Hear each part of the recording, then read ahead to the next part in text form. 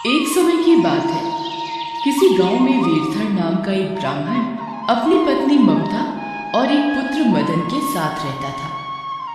वीरधर बहुत गरीब था, उनके पास कभी खाने को भी नहीं होता था। वीरधर की पत्नी ममता बहुत दुष्ट और चालाक थी। अजी, सारा दिन राम नाम का पाठ ही जपते रहोगे या फिर भिक्षा मांगने भी जाओगे? दिन भर बस माला हाथ में लिए राम नाम ही पढ़ते रहते हो। अरे, तुम्हारी ताने देने की आदत कब जाएगी? मैं भी क्या करूं? कोई मेरी कथा सुनता ही नहीं और ना ही भिक्षा देता है। मुझे कुछ नहीं पता, कुछ भी करो पर भिक्षा मांग कर लाओ। पत्नी के रोज रोज लज्जित करने पर वीरधर एक दिन सुबह सुबह उठा और अपनी पोथी पत्रा उठाकर दूसरे गांव की ओर चल दिया। रास्ते में अंधेरा होने को है, यहीं पेड़ के नीचे बैठकर रात गुजार लेता हूं, फिर सुबह दूसरे गांव पहुंच जाऊंगा। वीरधर वही पीपल के पेड़ के नीचे बैठकर राम नाम जपने लगा। सुबह होने पर जब वो उठा तो पास के सरोवर पर स्नान करके वो आगे चला और दूसरे गांव में पहुंचा। माई, कोई भिक्षा दे दो। आगे चलो ब्राह्मण देवता, यहाँ कुछ नहीं है। बेटा, यहाँ किसी के घर पूजा पाठ या कथा का कार्यक्रम हो तो मैं बहुत विधि विधान से करवाता हूँ। नहीं बाबा, हमें कोई कथा या पूजा नहीं करवानी।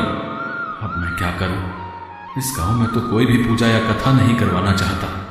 मुझे वापस लौटना होगा। वीरधर दुखी होकर घूम फिर कर उसी पीपल के पेड़ के नीचे आकर बैठ गया। वह पीपल का पेड़ बहुत विशाल था। उस पेड़ की जड़ में एक विशाल काला सांप रहता था। वीरधर इस बात से बेखबर सोचने लगा। लगता है मेरी किस्मत ही खराब है, मेरी कथा कोई नहीं सुनेगा। मैं इस पीपल के पेड़ को ही अपनी कथा सुना देता हूं। वीरधर पीपल के पेड़ को ही कथा सुनाने लगा। जैसे ही कथा समाप्त हुई तभी पेड़ के नीचे बिल में से एक काला नाग बाहर निकल आता है। हे राम, काला नाग, ये तो मुझे डस लेगा। अब मैं क्या करूं ईश्वर? डरो नहीं ब्राह्मण, मैं बरसों से इस विशाल पीपल के पेड़ के नीचे बिल में रह रहा हूं। आज तुम्हारी कथा के मीठे संवाद सुनकर मेरा मन प्रसन्न हो गया, इसलिए मैं बिल से बाहर आ गया। हे भले मानस, ये लो स्वर्ण मुद्रा, तुम रोज यहां आकर मुझे कथा सुनाया करो। मैं तुम्हें रोज एक स्वर्ण मुद्रा दूंगा, पर यह बात तुम किसी को भी मत बताना। देखना, तुम्हारे सारे कष्ट दूर हो जाएंगे। ठीक है नाग देवता, मैं ये बात किसी से भी नहीं कहूंगा। वीरधर रोजाना सुबह उठकर नहा धोकर अपनी पोथी पत्र लेकर उस पीपल के वृक्ष के नीचे पहुंच जाता और वहां बैठकर नाग को कथा सुनाता और बदले में नाग वीरधर को एक स्वर्ण मुद्रा दे देता। देखते ही देखते वीरधर के पास खूब धन संपत्ति हो गई। गांव के लोग आपस में बातें करने लगे। अरे भाई, ये ब्राह्मण महाराज के तो दिन ही फिर गए लगते हैं। ये धन दौलत ऐशाराम समझ नहीं आ रहा कहां से आ रहा है ना? मुझे तो लगता है ये ब्राह्मण कोई गलत काम करने लगा है, नहीं तो एकदम इतनी कमाई भला कौन कर सकता है? रुको, ब्राह्मण महाराज नजदीक से ही निकल रहे हैं।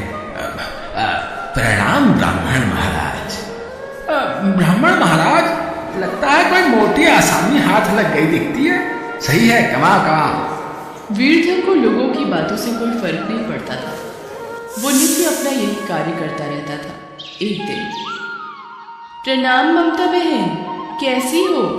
वैसे अब तो ब्राह्मण महाराज का काम खूब अच्छे से चल रहा है, पर इतनी कथाएं कौन सुन लेता है जो इतना धन दे देता है? मैं ये सब नहीं पूछती, अब मुझे तो आम खाने से मतलब है। मैं भला गुठलियां क्यों गिनने लगी? औरतों की बात सुनकर ममता के मन में शंका आ गई। उसने एक दिन अपने पति वीरधर से पूछा, सुनो जी, आप रोजाना कहाँ जाते हो जो आपको इतना धन मिल जाता है? मुझे भी नहीं बताओगे? क्यों, मैं कहीं से भी धन लाऊं, उससे तुम्हें क्या? जब मैं कमाता नहीं था तब भी तुम्हें परेशानी थी, अब धन ला रहा हूं तब भी तुम परेशान हो। पर मैं आपकी पत्नी हूं, मुझे इतना हक तो है जानने का कि मेरा पति आखिर क्या काम कर रहा है। कुछ दिनों तक वीरधर इसे टालता रहा, पर एक दिन ममता ने वीरधर को मजबूर कर दिया। मजबूर होकर उसने अपनी ममता को नाग की सारी बात बता दी। अच्छा, ये बात है। फिर तो उस नाग के पास बहुत धन होगा, तभी वो रोजाना तुम्हें एक स्वर्ण मुद्रा देता है। ममता के दिमाग में लालच ने जगह बनानी शुरू कर दी और एक दिन ये तो बहुत सीधे हैं, रोजाना की एक ही स्वर्ण मुद्रा लेकर वापस आ जाएंगे। एक काम करती हूँ, इनके खाने में नशे की दवा मिला देती हूँ, जिससे ये बेहोश हो जाएंगे और फिर मदन को जंगल भेज दूंगी। ममता ने वीरधर के भोजन में नशे की दवा मिलाकर उसे खिला दी और बेहोश कर दिया। फिर अपने बेटे से बोली, मदन बेटा, तुम जंगल में उस पीपल के पेड़ के पास जाओ और उस नाग को कथा सुनाना। जैसे ही नाग कथा सुनकर स्वर्ण मुद्रा देने लगे, तुम नाग को मार देना और नाग द्वारा पेड़ में छुपाई सारी संपत्ति ले आना। ठीक है माँ, मैं ऐसा ही करूँगा।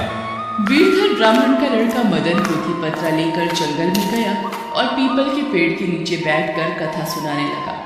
कथा पूरी होने पर वो नाग बाहर आया और उसको स्वर्ण मुद्रा देने लगा। अच्छा, आज ब्राह्मण की जगह ये लड़का कथा सुना रहा है। कोई बात नहीं, ये लो तुम्हारी स्वर्ण मुद्रा। जैसे ही नाग मदन को स्वर्ण मुद्रा देने लगा, मदन ने कुल्हाड़ी से नाग पर वार कर दिया, जिससे नाग की पूंछ कट गई और नाग ने पलटकर मदन के पैर में कस दिया, जिससे मदन की मौत हो गई। उधर वीरधर को जब होश आया, अरे मैं बेहोश कैसे हुआ?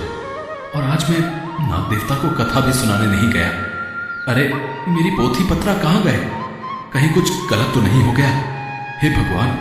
वीरधर जल्दी जल्दी जंगल की ओर भागा और उसके रोंगटे खड़े हो गए। मदन मेरे बेटे, ये क्या हो गया? तुम यहाँ मृत अवस्था में कैसे आ गए मेरे बच्चे? ब्राह्मण, मैंने तुम्हें कहा था कि स्वर्ण मुद्रा की बात तुम किसी से नहीं कहोगे। अब तुम यहां से चले जाओ। तुम्हारे पुत्र ने छल से मुझे मारना चाहा, मेरी पूंछ काट दी। तुम्हें मेरी पूंछ कटने का अफसोस नहीं किया? तुम्हारी सारी धन संपत्ति अब नष्ट हो जाएगी। ये मेरा श्राप है।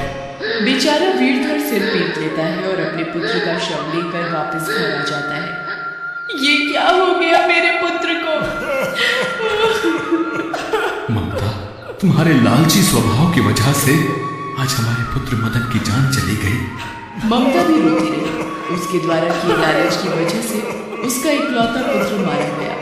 अब घोर पछतावे के अलावा ममता और वीरधर के पास कुछ बचा ही नहीं था।